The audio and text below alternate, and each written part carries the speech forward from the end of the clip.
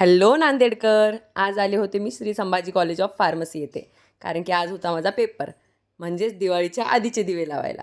तुम्हाला माहीतच असेल, हे बघा संभाजी कॉलेज ऑफ फार्मसी इथे खडकुट येथे माझा पेपर आलेला होता. टेन्शन तर भरपूर येत होतं. मग चला म्हणलं आजूबाजूला थोडंसं फिरून घ्यावं, कॉलेज बघावं, एरिया बघावं. सगळे स्टुडंट आले होते, ते सगळे पेपरसाठी आलेले होते. थोडं टेन्शन येत होतं, पण काय करणार, पेपर तर द्यायचाच होता. चला थोडंसं शूट करून घेतलं. पण सगळ्यात जास्त आवडलं म्हणजे इथलं निसर्गरम्य वातावरण.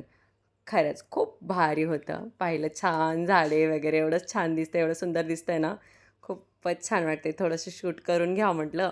झाडांचे वगैरे व्ह्यूज घेतले. हे बघा कसलं सुंदर वाटतं, मस्त गाडीवर जातानाचा व्ह्यू आहे हा.